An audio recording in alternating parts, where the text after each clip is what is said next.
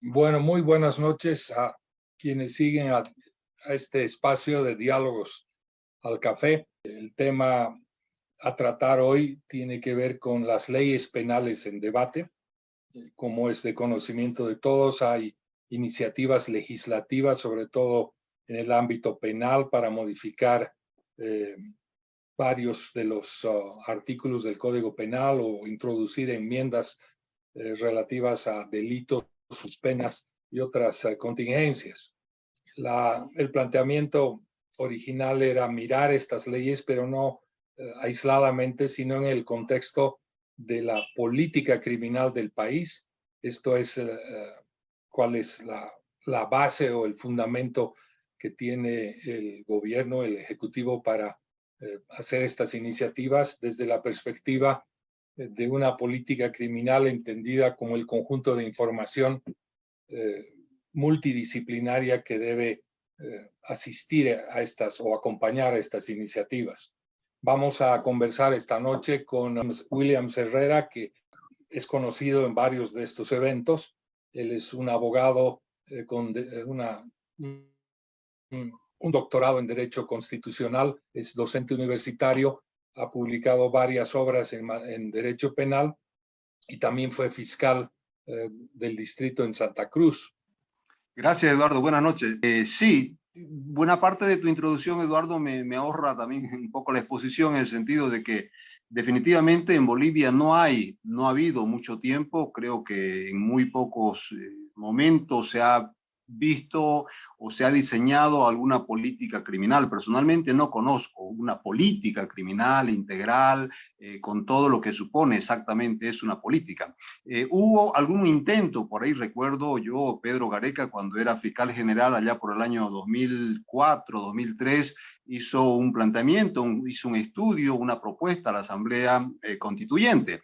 Después han habido pequeños anuncios, pero no ha habido hasta ahora en realidad, y creo que en toda la vida republicana, un estudio, una verdadera política criminal, una política obviamente integral, democrática, ajustada a la Constitución, a los convenios, a los pactos internacionales, en fin, porque una política debe ser integral, no solamente supone la legislación, innovar la legislación, que esto se ha hecho de alguna manera, se ha intentado, sino también un conjunto de medidas administrativas, judiciales, por ejemplo. Es tan imprescindible para una política criminal que haya un poder judicial independiente, imparcial, que sea el que vaya a aplicar y en su caso ejecutar esa política criminal, o lo propio se puede decir del Ministerio Público, de la policía. Entonces, fíjense ustedes aquí de entrada la necesidad de hacer una reforma integral. Yo siempre he venido planteando esta reforma integral en el sentido de que no solamente hay que reformar el órgano judicial, sino también el Ministerio Público, la policía y el sistema carcelario, porque claro, todo esto es lo que hace finalmente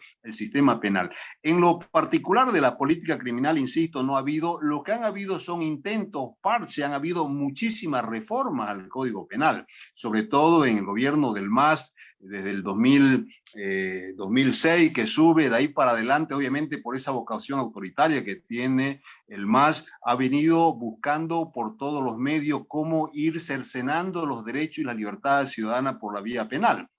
Eso es lo que se conoce en el ámbito de la doctrina penal como el derecho penal del enemigo. El MAS ha sido muy hábil y ha venido creando toda una estructura, o yo diría una superestructura penal. Nos sobran leyes penales, tenemos en demasía.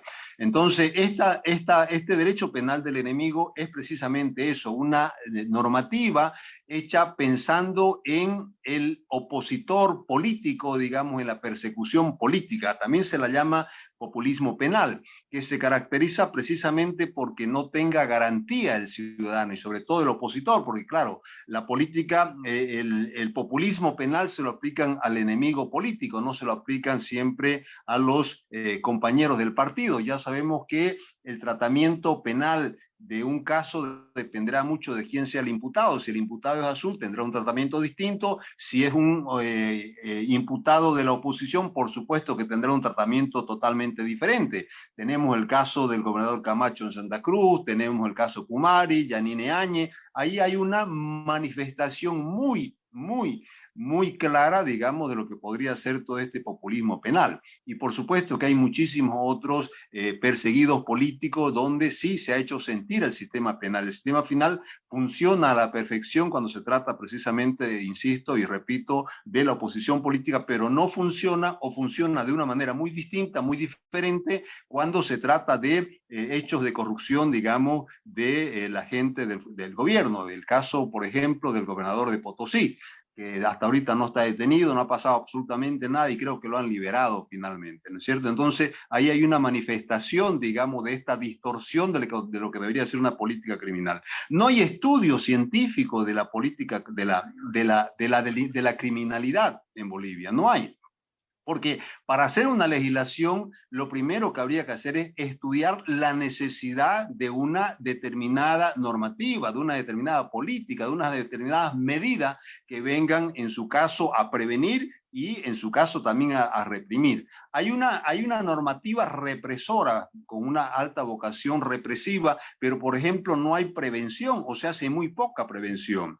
Cuando una política criminal pasa precisamente por eso, por tener, entre otras cosas, medidas preventivas, porque claro, se puede también evitar delito, hay muchas formas de cómo evitar el delito, y pues eso son las medidas preventivas, y por supuesto que tienen que haber unas medidas represivas para los casos extremos. En el caso particular que estamos hablando, obviamente que el gobierno ha retirado un proyecto que tenía que ver con el control de las redes sociales, la libertad de expresión y todas estas cosas en buena hora, pero eso no nos garantiza de que no lo vayan a meter por ahí de contrabando en cualquier otro momento, ¿no es cierto? Entonces siempre hay que estar atento, hay que estar muy con los ojos abiertos para ver lo que está haciendo el gobierno. Yo personalmente sospecho de toda la normativa del gobierno porque nunca lo ha hecho de muy buena fe, ni nunca ha sido coherente y democrático, sobre todo, digamos, cuando se trata de una normativa. Lo primero que debería hacerse, particularmente hablando de esta normativa última, es un gran debate.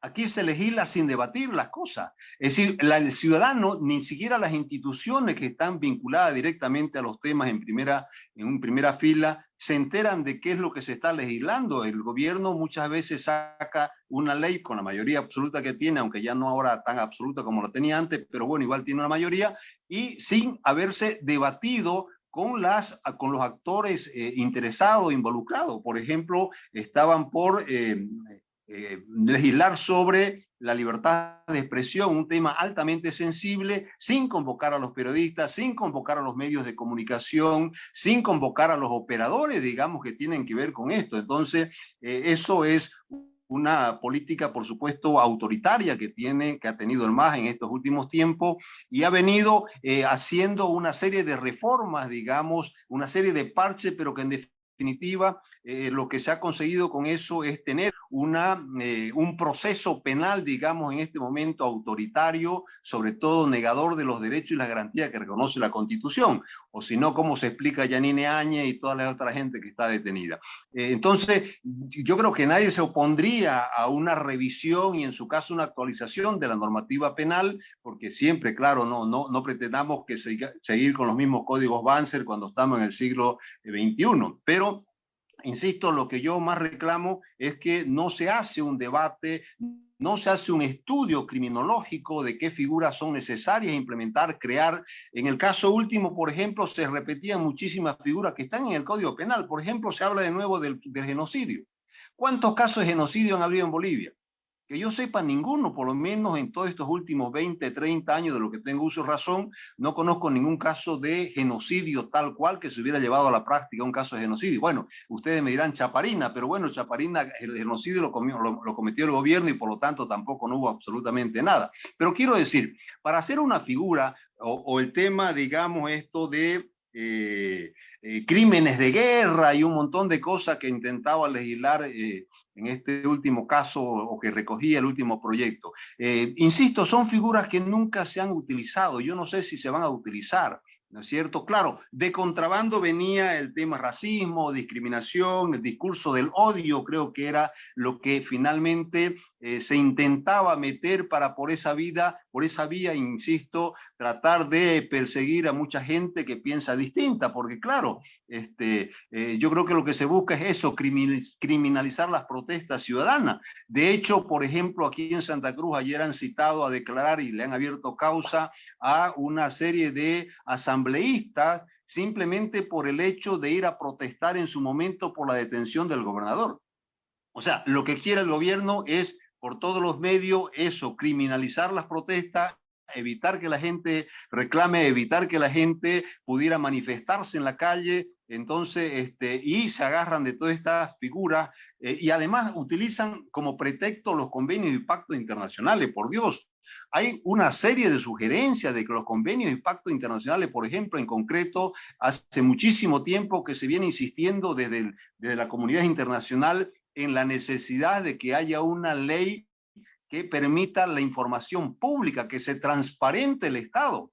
El Estado parece una caja negra, solamente uno sabe lo que pasa ahí después cuando estalla un escándalo y un montón de cosas, pero no hay una información transparente. El gobierno se ocupa de esconder la información. En otras partes los gobiernos se encargan de que la información llegue al último ciudadano. Acá el gobierno se encarga de que la información no llegue ni al primer ciudadano ni al último. Entonces hay una necesidad, por ejemplo, y hay una reclamo y sugerencia de la comunidad internacional en el sentido de que tiene que haber una ley de información pública para transparentar la administración pública y no se hace.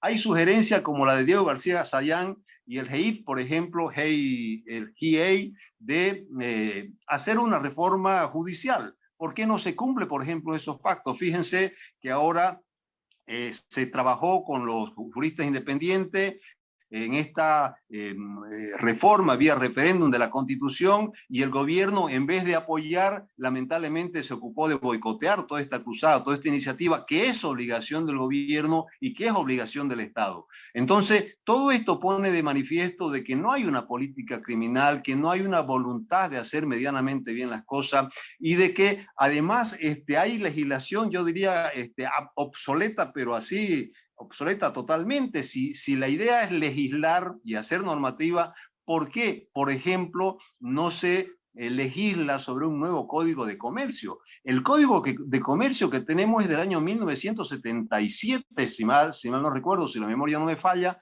Fíjense, de la legislación Banzer del siglo XX, cuando hay toda una innovación tecnológica, el comercio electrónico, el comercio internacional, un montón de cosas que ese código no lo recoge. Entonces, más bien ese código en este momento ya se vuelve, no solamente que está obsoleto, sino que es un medio que obstaculiza, digamos, el avance que tiene que haber en todo esto que supone el comercio nacional e internacional, por supuesto.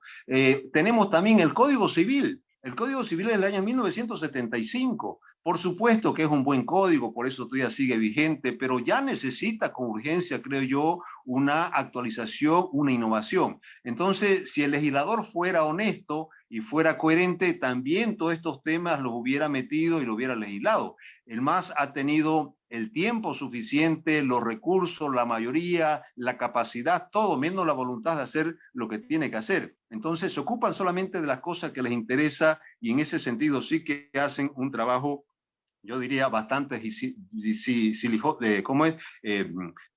Bastante, digamos, son muy dinámicos y muy activos en esas cosas. Entonces, para responder un poco la pregunta que se planteaba para este conversatorio, yo diría que no hay una política criminal, o por lo menos no hay una política integral que pudiera intentar prevenir y combatir la criminalidad, digamos, que hay. Por ejemplo, el tema de los feminicidios.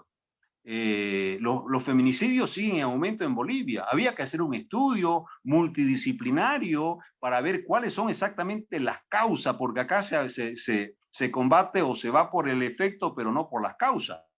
Entonces, habría que ver ahí sí que se necesita, por ejemplo, centrar, poner la atención, ver recursos, ver cómo realmente combatir, porque sí que se ha disparado el tema de los feminicidios, es un tema altamente sensible, ¿no es cierto? Entonces, fíjense cómo el legislador, y en este caso el gobierno, se ocupa de unos temas y no atiende otros que sí son urgentes. Entonces, yo me quedo ahí para ser respetuoso con el tiempo de que no hay una política criminal, o por lo menos no hay una política integral que permita una elaboración de una normativa, de unos aspectos administrativos, reforma judicial, porque ninguna política criminal va a ser sostenible en el tiempo con un poder judicial sometido al poder político, que no es independiente, que no tiene presupuesto, que no son idóneos, que no son competentes, que no tiene tecnología, y eso. Por eso decía Eduardo en la presentación, ahorita hay un 80, casi un 90% de detenidos preventivo, digamos. Eso debería ser una alarma. Hay muchísimos hechos de corrupción. ¿Por qué, por ejemplo, no se estudia la ley Marcelo Quiroga Santa Cruz a propósito de la corrupción? Hay una ley ahí, se la sacó allá por el año 2010. Nunca, que yo sepa, se ha hecho un estudio serio. ¿Qué pasó con esta ley? ¿Por qué funciona? ¿Por qué no funciona? ¿Cuáles son sus fortalezas? ¿Cuáles son sus debilidades? Cuando se hace una normativa, cada 5 años o cada 10 años, dependiendo, hay que hacer un estudio, hay que hacer un alto y ver en qué le ha acertado el legislador, en qué no le ha acertado, qué ajustes hay que hacer. El gobierno del MAS se ha acostumbrado a sancionar leyes, tirar las leyes y punto. Han hecho un montón de reformas. Han buscado resolver los problemas de la corrupción a través de la ley Marcelo Quiroga Santa Cruz. La idea era corrupción cero. Y al contrario, la corrupción ha aumentado. Entonces, ¿por qué aumenta la corrupción cuando hay una ley tan represiva y tan dura como la ley Marcelo Quiroga Santa Cruz? Eso es lo que debería ser una política criminal, un estudio crítico de las causas del delito, de la criminalidad en su conjunto, para ver cuáles deberían ser los remedios mucho más adecuados, mucho más idóneos. Que hay la necesidad de actualizar, de revisar y en su caso de sancionar leyes, sí, yo estoy de acuerdo, pero siempre y cuando se lo haga en base precisamente a una política criminal y sobre todo que sea el resultado de un gran debate nacional, ¿no es cierto? Porque las normativas y sobre todo la normativa penal incide directamente, seguramente lo van a exponer enseguida mis compañeros, Marco y Gustavo, incide directamente en los derechos y las libertades, pues no toda norma penal lo primero que hace es restringir y en su caso limitar los derechos y las garantías ciudadanas. Eso es lo que se buscaba con la ley esta que buscaba controlar, por ejemplo, las redes sociales. Obviamente que eso es inadmisible en un sistema democrático, pero bueno, estamos en un estado autoritario, tenemos un gobierno autoritario que se expresa precisamente en una normativa autoritaria. Gracias, Williams.